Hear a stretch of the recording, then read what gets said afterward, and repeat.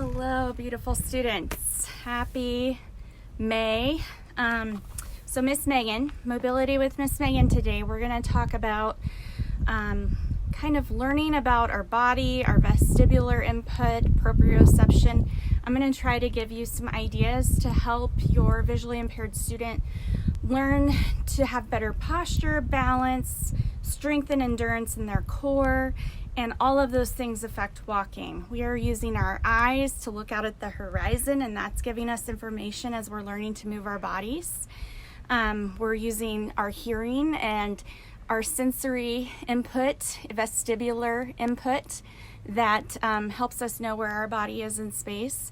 And then proprioception, all the information from our muscles, joints, that is sending all of that input to our brain to help us learn to move. And so when one of those things is not operating fully, it takes a little bit more hands-on instruction to help our kids get into that safe space of walking without falling down and having good balance. And so I see this with a lot of my visually impaired infants, toddlers, young, fresh, new walkers. So I'm going to give you a couple of things that I like to use in my sessions and just to help with that input. So here we go. Okay, so one of the things I love to use is an exercise ball. This is my little helper today, Landon. And I like to get kids up on the ball and just give them some really good bounces and input. Because when this is happening, they're having to activate this core to kind of stay on the ball. And so we'll be really silly and we sing songs while we're bouncing. And then I'll even go to the left, ooh, and I'll go to the right, and I'll go forward and backward. And then we'll do some more bounces. And all of that's helping to activate his belly muscles. Okay, and these exercise balls are pretty cheap at Walmart, Target. So something else I like to do is put kids on their stomach. And we roll, and then I'll say, put your hands down, put your hands on the floor, and give bounce, bounce, bounce. And so he's getting a lot of weight bearing through his hands that way. And also kind of learning to get up into that protective guard. Put your hands down and roll side to side. And then we can be all done with that one. So I have another helper with me. This is Miss Libby, and I've got the ball behind her on her knees, kind of.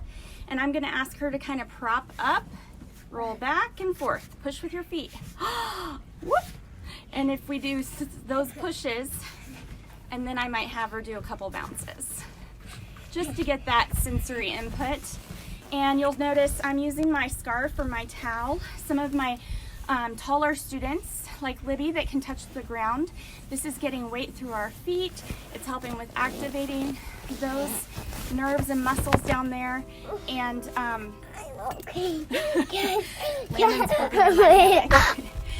and also, if they're large enough for a gait belt, then you wouldn't need a towel or a scarf for walking and doing these ball exercises.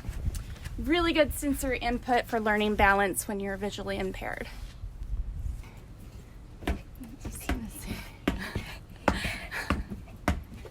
Okay, careful please. Are you ready? Don't hurt yourself in my video.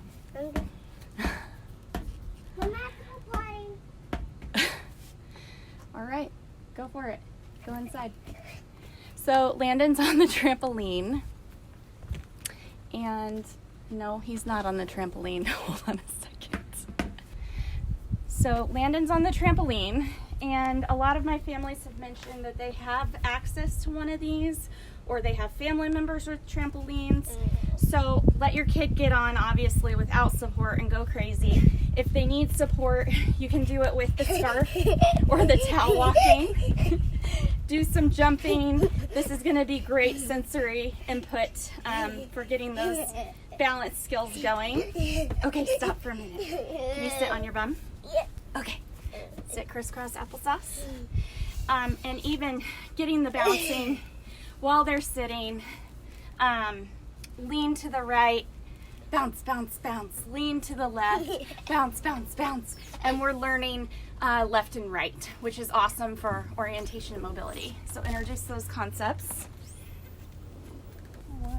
Whew, real life. I usually sweat when I work out with kids on the balls, learning to kick, hop, jump, those motor skills that are sometimes delayed in visually impaired students. So this is like a real example because I'm starting to sweat with my own kids demonstrating. So what they're doing right now is they're taking some stickers and they're putting them on their foot. Another really helpful skill that you could do with your student is to learn to stand on one foot, learn to hop on one foot, hopping, jumping, those types of things. And do them on the trampoline if you have one, but do them off the trampoline. And my kids don't currently have on shoes. However, you could do this activity barefoot or with really good shoes so that they're getting that nice stable toe spread that will help with their balance and development in that way. I want to go first. Yeah. I don't know. You don't know? Can you try, Libby? I already got one. So Libby is standing on one foot and trying to take those stickers off. You could do this with stickers. You could do this with toys. Put a little, can you hand me that monkey, Libby?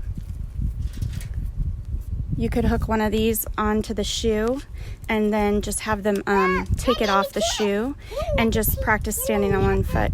Stand on one foot. Landon's having a harder time standing on one foot, so that would be a great example of putting that towel walking into play and kind of use it to support him and slowly let him learn to balance on one foot. All right, another way to work on standing on one foot is kicking a ball. And so when you go to kick a ball, you're definitely on one foot. So again, Libby, reach down, bring your toe up, and touch your toe like you're taking a sticker. So that's what I'm saying with the towel support. And then as she gets stronger with her balance, you would obviously take the scarf away. You could also adapt this by giving them one hand on a chair. That would be an appropriate adaptation. Okay, you can put your toe down. Another way to work on standing on one foot and balance is to put this on their foot. So lift your foot up. So get like a stuffy or a bean bag and tell them to lift it into the laundry basket. Oh, try again. He's got to go back in his home. So if you're picking up toys or something silly, see how many toys they can put in the basket. Ta-da! So again, you can do this with support, without support, with a chair. All of those are good starting points. I'm just giving you ideas. So my last sample is swinging. We don't have a swing at my house, but we do have a hammock. So Libby's learning to kick her legs and use that center control within her body to get momentum and move her body through space. Great sensory input as well when we're working towards balance and understanding where our body is and how to self-correct our balance. So that was a lot. I'm trying to keep this under 10 minutes for you guys. Hopefully this gives you some ideas. Other ideas would be like hopscotch. You could do that with chalk. Big circles that are dark on the ground. The mat that I was on, you could take those squares apart and kind of leapfrog from pad to pad. So all of those motor activities and balance activities and kind of sensory input should help building up that core and balance and motor. So I hope these help. None of these are like super original.